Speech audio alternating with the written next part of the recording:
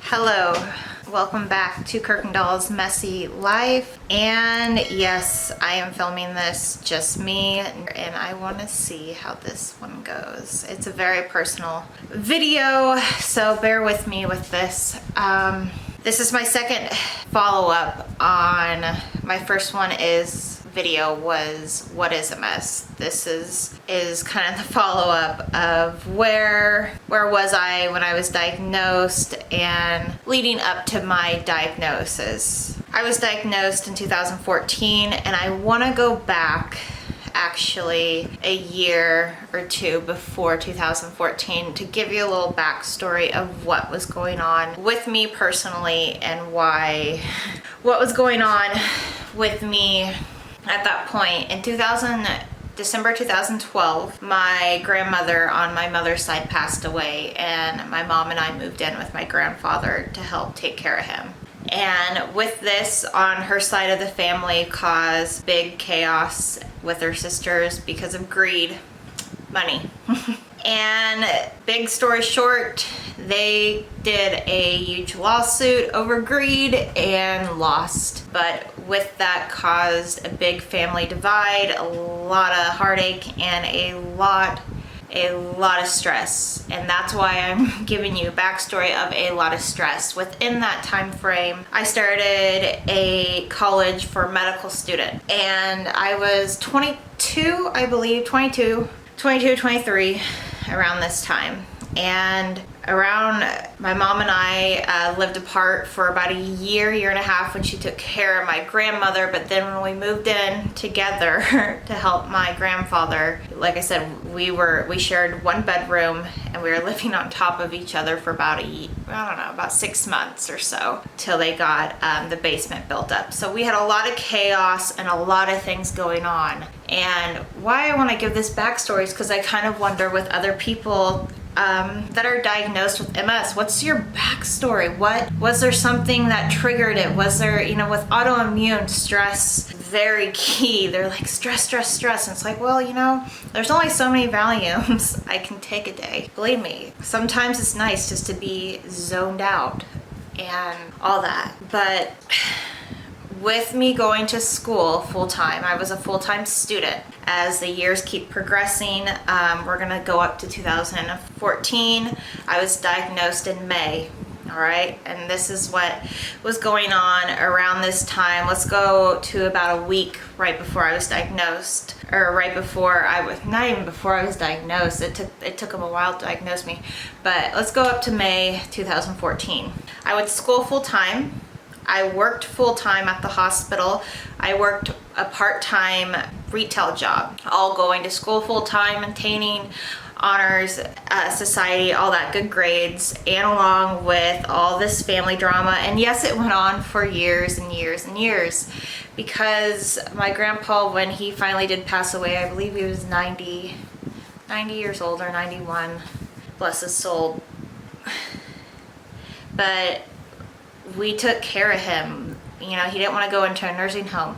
Mom and I were the only people besides some of the VA that came in 24 hours a day. So when I went home from my full day shift at whatever school, work, there was also a lot of chaos at the house.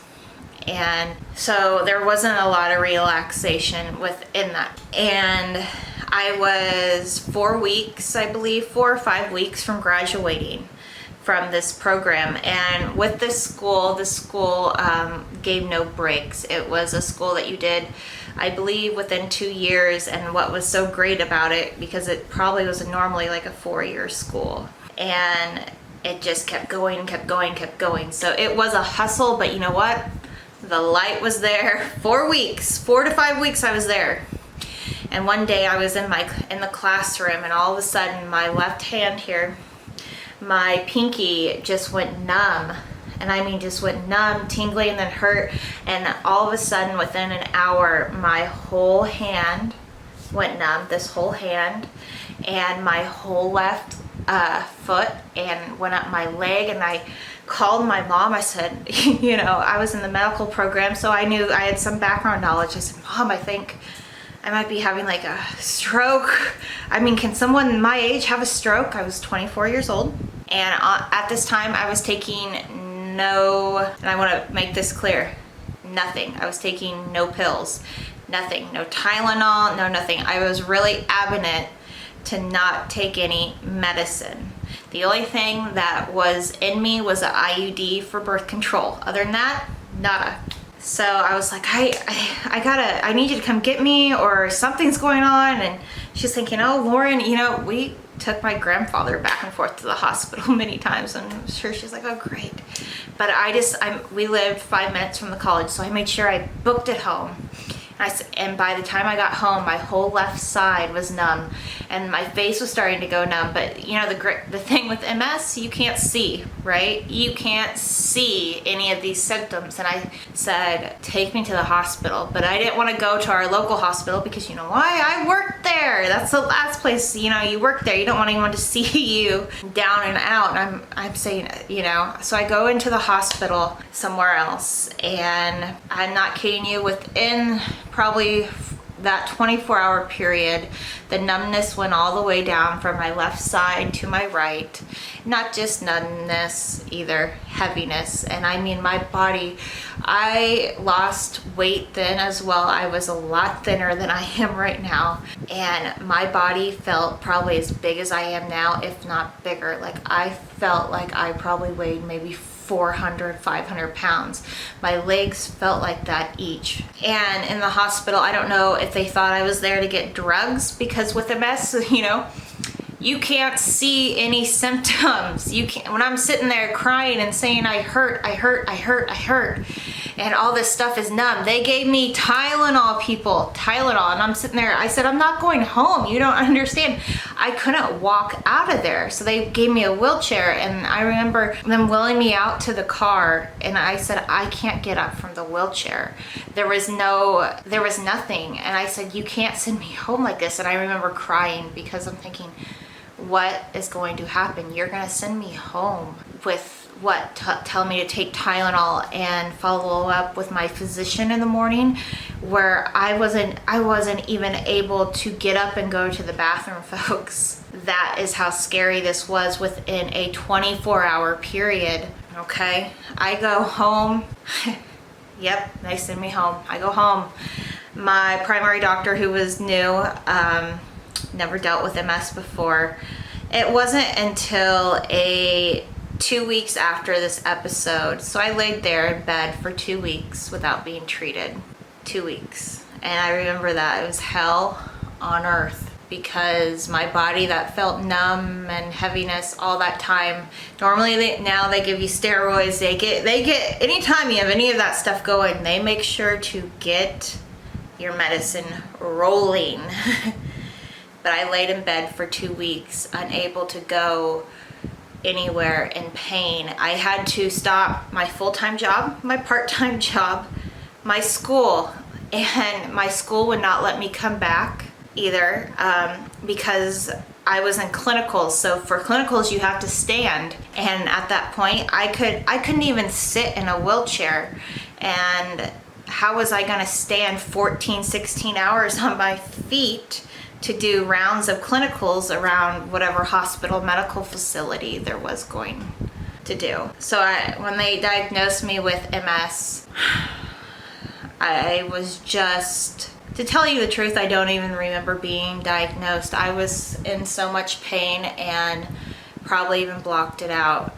I can't tell you what went through my mind, what it was like, or what.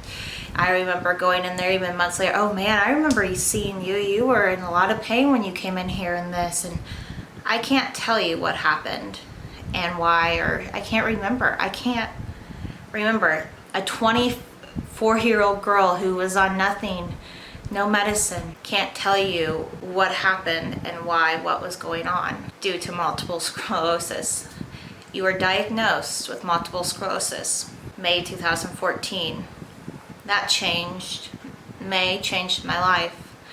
I had to quit school. I wasn't able to graduate my 2-year program. And at that time, I was so angry. So angry. I was about ready to graduate. I didn't get a degree I worked for. the stuff didn't all transfer over. You know, I don't know how many even credits. I had over almost 100 some credits that did not transfer to hardly any colleges. It's like I would have had a 4-year degree by something else. I had to quit my job at the hospital, and that was kind of my next, you know, I was going to graduate. I already had this job at the hospital. I was very fortunate there, already lined up. I had to quit. I had to quit, and I had to tell them why. And it was just like, well, we can work with you with that. And it's like, listen, I can't get out of bed. My mom has to help me go to the bathroom, and we're figuring things out right now. I have problems getting up to go to the bathroom. How do you, that, let me tell you, that was embarrassing to tell my boss, and the guy I had a crush on working with. I was just like, oh no, look at me. And I remember going back, like gaining, I don't know, 50 pounds within a month or two on steroids. It's like, oh yeah. And quit my part-time job. So there I was, no job, out of money. And you know, I had enough money to pay loans and make ends meet and have food, but nothing. Multiple sclerosis, 24 years old, took over my life. And I want to, you know, I didn't think the video would be this long, but there is more to it. I want to do a follow-up to this to say, hey, what happened after I was diagnosed with doctors and stuff, because I thought maybe it wouldn't be this long, but it is, because I hope somebody out there gets something from this, even if it's just one person. I hope it helps you, because I wish, maybe selfishly, probably, yeah, selfishly, I'm doing this because I wish there was something like that for me. Because even though I would have hated to watch something like this, because it would have scared the hell out of me, and I would have been like, oh no, no, no, no. After my pride and ego, after everyone went to bed, I would have went out there and watched it. And rewatched it and probably visited years later.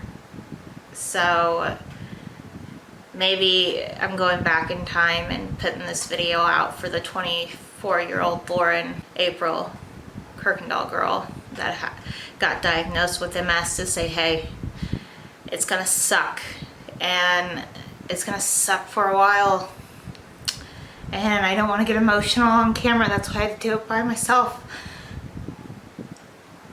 But you're gonna learn so much and help somebody out there.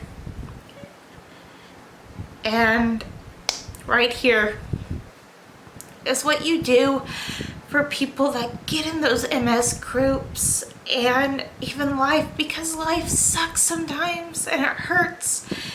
And this stuff right here, it hurts.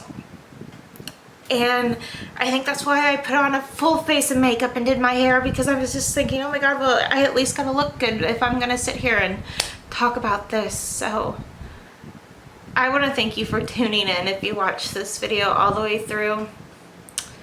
That's why my channel is called Kirkendall's MS, for multiple sclerosis, messy life. And it is, man. It is. But I tell you what, don't give up, because there's days where you help other people. There's days where you learn from it. And there's going to be more follow-up videos to this, because there's just more to it. All right, now that I've gathered my emotions and my stuff, please subscribe to my channel. Hit the notification bell so you can be notified when new videos come out. They will come out every Wednesday. Hopefully I will have some more videos come out with this. And please be kind to one another. I haven't been so kind lately to everybody, for the people I love the most and people around me. And it's easy sometimes to let your frustration out on somebody else. But at the end of the day, I want to let at least those people know that I let my anger out on, that it's been me. And the reason I'm sharing that is because, you know what? I'm putting my truth out there. I'm not perfect. And I'm reminding everyone else to be kind, and myself to be kind, because you never know what else someone is going through. Blah. Blah. Okay. Thank you.